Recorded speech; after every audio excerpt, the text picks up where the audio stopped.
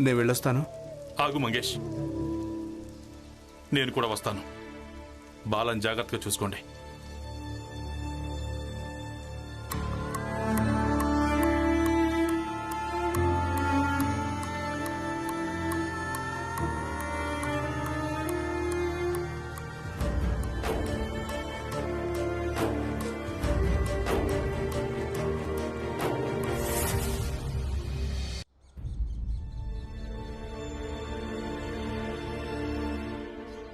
అన్నయ్య,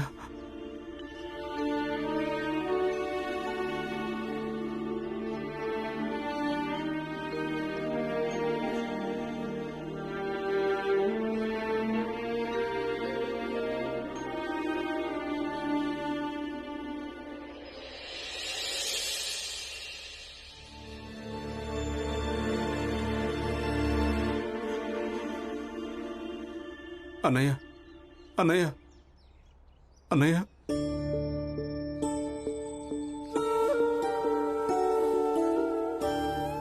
ఏ అన్నయ్య మంగేష్ని ఇంతగా ఇబ్బంది పెట్టాడో ఈ రోజు అతను బాధను తగ్గించడం కోసం తనకు మందు రాస్తున్నాడు. ఇది మహేష్ అర్థం చేసుకుంటే బాగుండు.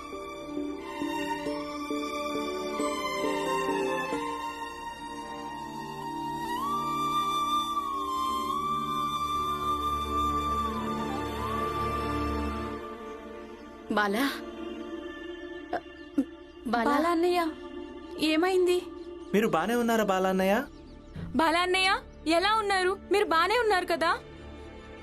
రాణి, బాలా, బాలా, బాలా అన్నయ్య, బాలా ఆగు. రాణిని వెతకాలి, రాణిని బాలా వెతకాలి. అన్నయ్య, బాలా అన్నయ్య, మీ ఆటలు చాలా ఎక్కువైపోయాయి. వెళ్ళాలనుకుంటే వెళ్ళండి, కానీ విషయం మొత్తం వినండి. సారా తాగి ఎంతో మంది చనిపోయారు. మాకేమనిపించిందంటే ఒకవేళ మీరు కూడా. రోజంతా మిమ్మల్ని వెతుకుతూనే ఉన్నాం. మీ పేరుతోనే ఒక కుర్రాడు కనిపించాడు.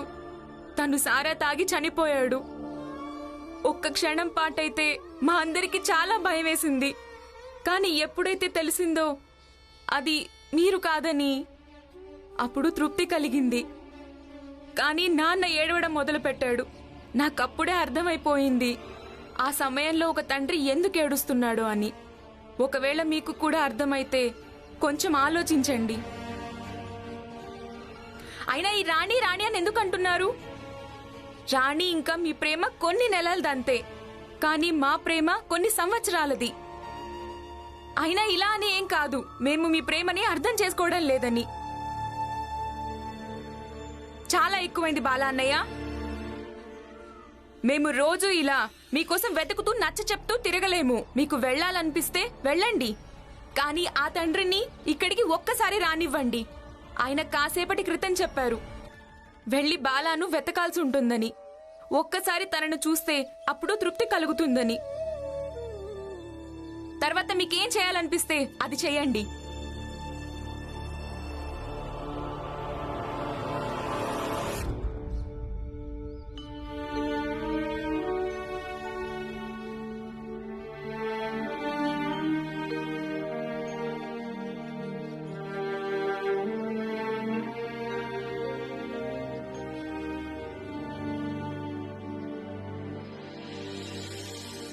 అన్నయ్య, మీకేం కాలేదన్నయ్య?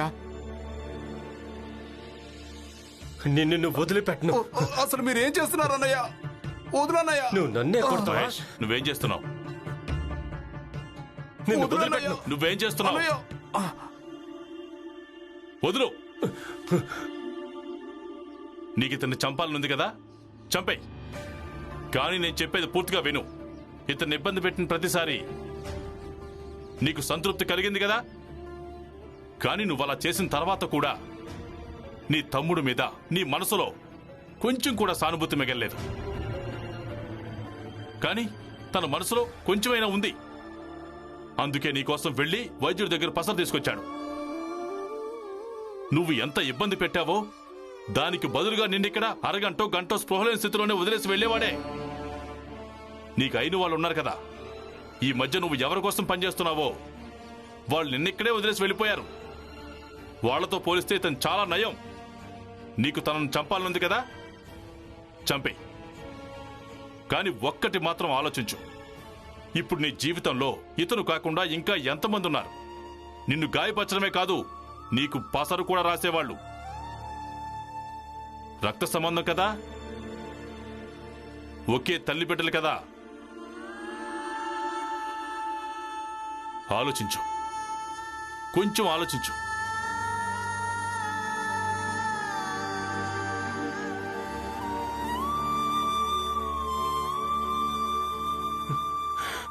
మీరు నన్ను చాలా మాట్లాడినారు రామ్జీ, కానీ దీనివల్ల ఇది రుజువు కాదు. వీడిది ఒప్పని, అలాగే నా తప్పని. రామ్జీ, వీడినే అడగండి.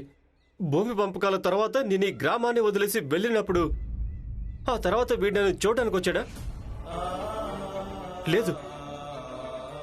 చిన్నప్పుడు ప్రతి పండక్కి మేము బయట తినడానికి వెళ్ళేవాళ్ళం. గణపతి పూజ కావచ్చు, దీపావళి కావచ్చు, అన్ని పండగలకి. కానీ నేను ఇక్కడి నుంచి వెళ్ళినప్పటి నుంచి ఒక్క పండగ కూడా వీడు నన్ను చూడడానికి రాలేదు.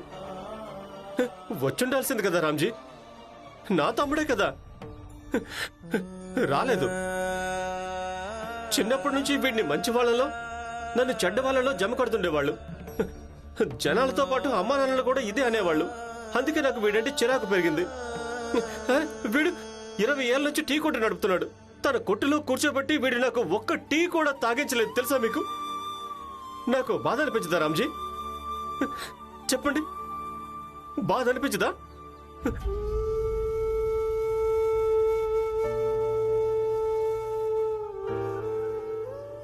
అన్నయ్య, ఊరుకో అన్నయ్య, ఏడోకు. నేను ఒప్పుకుంటానన్నయ్య, నా వల్లే తప్పు జరిగింది.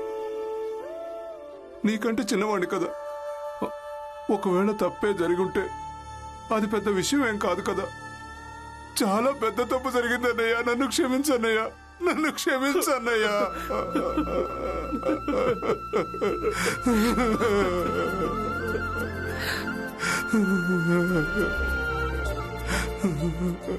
నన్ను క్షమించనయ్యా, నన్ను క్షమించు, క్షమించు.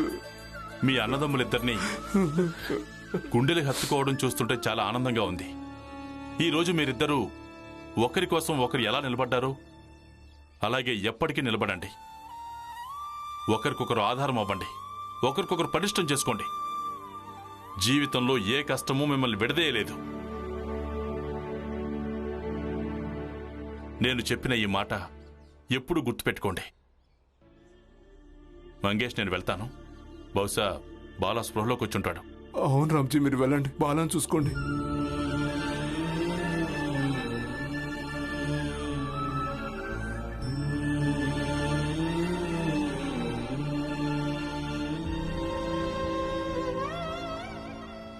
బాలా, చాలు బాబు, పద, ఇంటికి పద.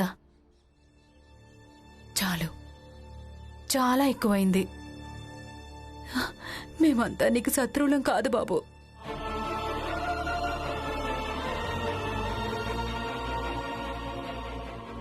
మొదటిసారి నువ్వు నా ప్రాణాల్ని కాపాడినప్పుడు అప్పటి నుంచి నువ్వంటే నాకు ఇష్టం. కానీ నువ్వేమీ చెప్పనే లేదు. బాలా, నన్ను తీసుకెళ్ళిపో. నాకు ఇక్కడ ఉండడం ఇష్టం లేదు. నేను రోజు దెబ్బలు తినాలనుకోవడం లేదు. బాలా, లేదంటే నా మీద ఒట్టే, నువ్వు ఇక్కడి నుంచి వెళ్ళిపో. ముందే భగవంతుడు నన్ను ఒకసారి విధవం చేశాడు, ఇప్పుడు నువ్వు చెయ్యకు.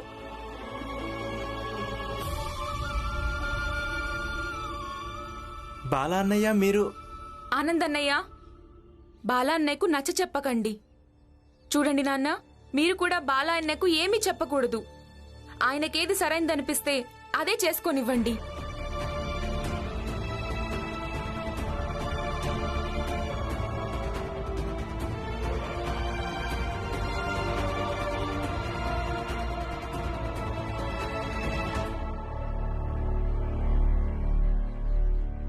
నాన్నా, అది తప్పో ఒప్పో నాకు తెలీదు,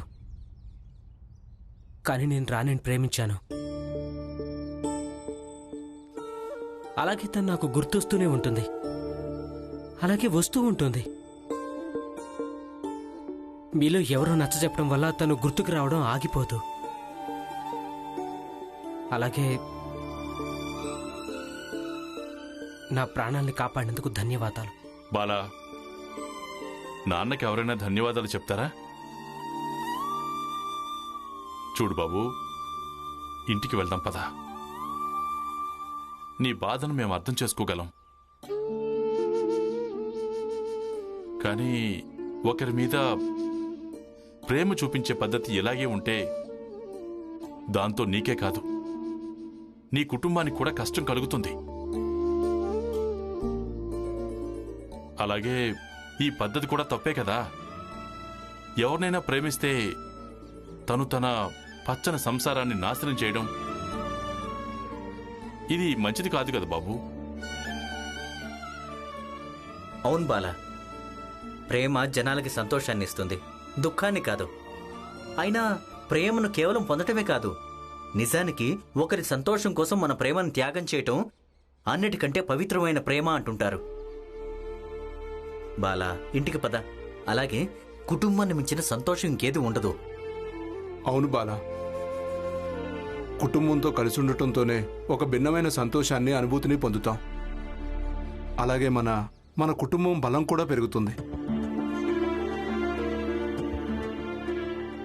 ఈ చిన్న విషయం కూడా నాకు ఈ రోజు వరకు అర్థం కాలేదు, కానీ మీ నాన్న వివరించిన తర్వాత నాకు ఈ విషయం అర్థమైంది.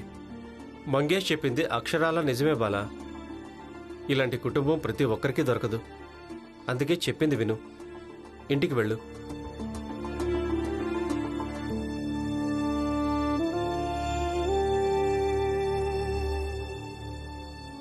నాకు అర్థమవుతుంది మీరందరూ మమ్మల్ని ఈ విధంగా ఎందుకు చూస్తున్నారు, కానీ ఇప్పుడు మా అన్నదమ్ములం కలిసిపోయాం.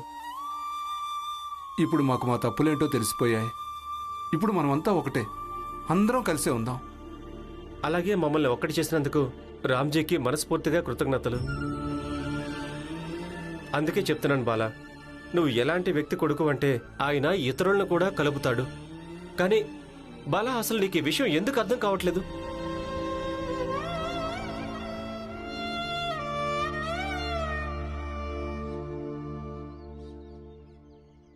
ఇంటికి వెళదామా?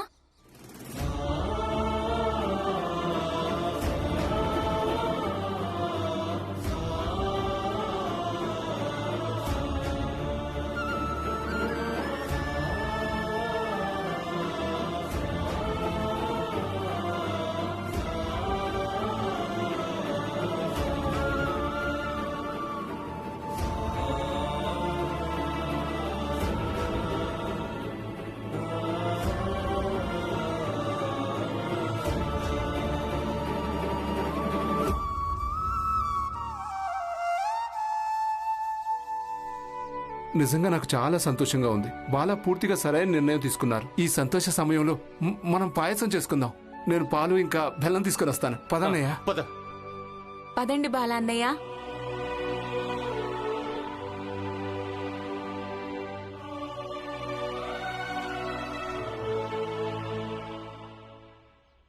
స్వామీజీ, ఇప్పుడు సతారా చాలా మారిపోయింది.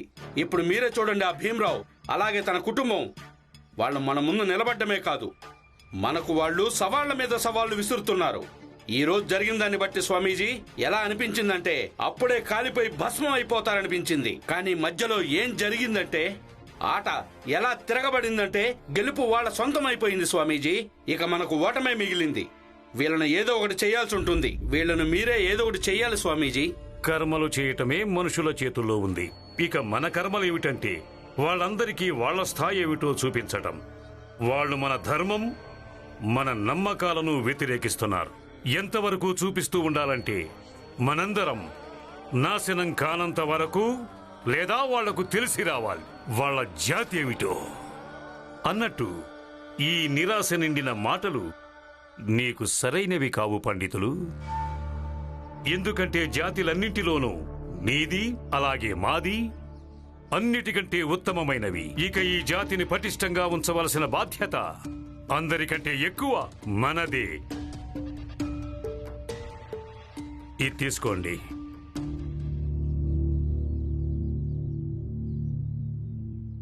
ఈ విభూతి దేనికోసం స్వామీజీ? ఏ ఏ ఇళ్లల్లో జనాలు కల్తీ సారా తాగి చనిపోయారో వాళ్ళందరి ఇళ్లకు వెళ్లి ఈ విభూతిని పంచండి. అలాగే వాళ్లకు చెప్పండి, ఈ విభూది నుదుటన పెట్టుకోమనండి. అలాగే కొంచెం ఇళ్లలో చల్లమనండి. దాంతో వాళ్లకు శాంతి లభిస్తుంది. ఆ బాలా చేసిన పనుల వల్ల ఆ ఈశ్వరునికి కోపం వచ్చింది. ఇక ఆయన శాంతించి తన కృప చూపిస్తాడు. అలాగే స్వామీజీ.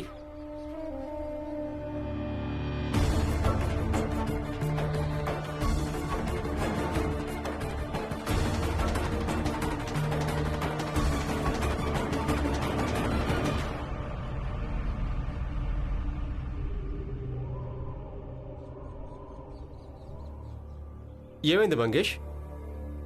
అన్నయ్య, ఇక మీరు మీ దారిలో వెళ్ళండి, నేను నా దారిలో వెళ్ళిపోతాను. నీ దారి అంటే నీకెప్పటికీ నా మీద కోపం ఉందా? లేదన్నయ్య, కోపమేమీ లేదు. మీరు స్వామీజీ దగ్గరికి వెళ్ళండి. ఇంతకుముందు ఎలా ఉన్నారో అలాగే ఉండండి. వాళ్ళకు కొంచెం కూడా అనుమానం రావడానికి వీల్లేదు మీరు మారిపోయారని. కానీ ఎందుకు? మంగేష్, నేనేమంటున్నానంటే మన ఇద్దరం ఈ గ్రామాన్ని వదిలేసి వెళ్దాం. మనం మన భార్య పిల్లలతో కలిసి సంతోషకర కుటుంబంలాగా ఉందాం. లేదన్నయ్య, నేను స్వామీజీ భయంతో పారిపోలేను. నిజానికి నా కోరిక ఏమిటంటే మనిద్దరము కలిసి ఓ స్వామీజీని అంతం చేయాలి. సేటు గారు అలాగే తన మనుషులకు వాళ్ళ హద్దులేంటో చూపించాలి. అలాగే గ్రామం మొత్తానికి చూపించాలి రామ్జీ ఇంకా భీమరావు మనలాంటి మనుషులే అని. మంగేష్, నీకు స్వామీజీ గురించి తెలీదు. ఆయన చాలా ప్రమాదకరమైన వాడు. నేను ఆయనకు వ్యతిరేకంగా వెళ్తున్నా అని ఆయనకు కొంచెమైనా అనుమానం వచ్చిందే అనుకో, ఆయన మన ఇద్దరిని ఏవైనా చేయగలడు. నాకు స్వామీజీ గురించి బాగా తెలుసు. అందుకే నేను మిమ్మల్ని ఒత్తిడి చేయను. ఇప్పుడు మీరు నాకు సహకరించారని నేను ఇక్కడి నుంచి పారిపోలేనన్నయ్య. ఇక్కడి నుంచి పారిపోలేను.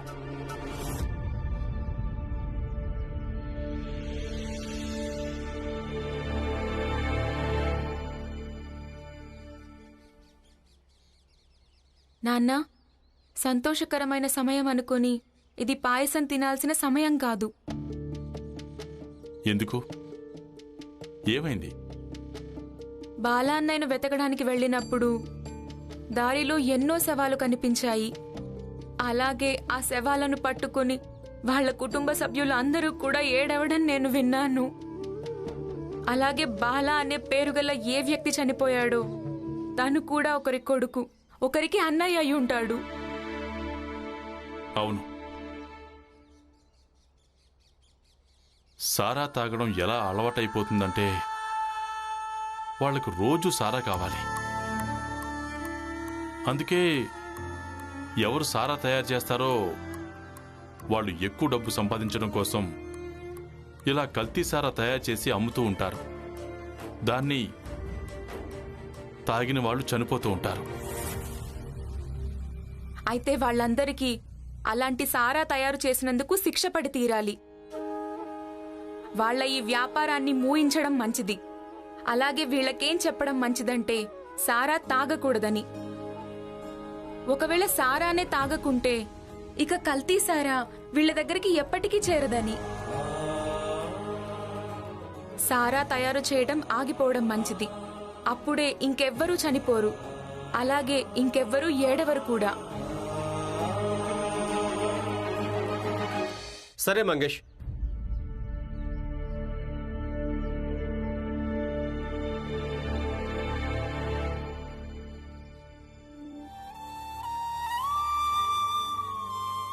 నువ్వెలా కోరుకుంటున్నావో అలాగే జరుగుతుంది. నేను స్వామీజీ దగ్గరికి వెళ్తాను, కానీ కేవలం నీకోసమే. చెప్పు, నేనేం చేయాలి? మీరు స్వామీజీ దగ్గరికి వెళ్ళండి. అలాగే ఆయనతో చెప్పండి ఆ బట్టీలోని కల్తీ సారా తాగి చాలా మంది చనిపోయారని, ఆ బట్టీలో సేటు గారు పెట్టుబడి పెట్టారని. ఇంకేముంది, కక్కుర్తి స్వామీజీ అలాగే సేటు గారి మధ్య ఒక నాటకం మొదలవుతుంది. ఇక ఇక్కడి నుంచే మొదలవుతుంది ఓ స్వామీజీ అంతా. అలాగే మంగేష్, నువ్వెలా కోరుకుంటున్నావో అలాగే జరుగుతుంది. మీ అన్నయ్య ఎప్పుడూ నీకు తోడుగా ఉంటాడు. వస్తాను.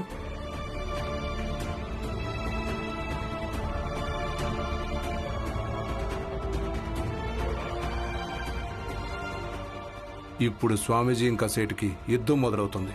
దాంతో స్వామీజీ అంతం ఆరంభం అవుతుంది. చవట సన్నాసి, మీరంతా ఎలాంటి సారా తయారు చేస్తున్నారు? మన బట్టీలోని సారా తాగి ఎంతో మంది చనిపోయారు.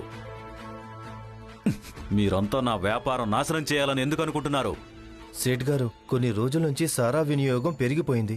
అందుకే త్వరగా చేయడంలో ఏదో తేడా జరిగింది. తేడా జరిగిందా? అసలు ఎందుకలా తొందరపడుతున్నారు మీరు? ఈసారంటే భీమరావు అన్న బాలా నెత్తి మీద ఈ చావులన్నింటినీ రుద్దేశాం. ప్రతిసారి అలా కుదరదు, అర్థమైందా? సేట్ గారు, తప్పైపోయింది, నన్ను క్షమించండి. ఒకవేళ మరోసారి ఇలాంటి తప్పు జరిగిందనుకో, మిమ్మల్ని ఎవ్వరిని వదిలిపెట్టను.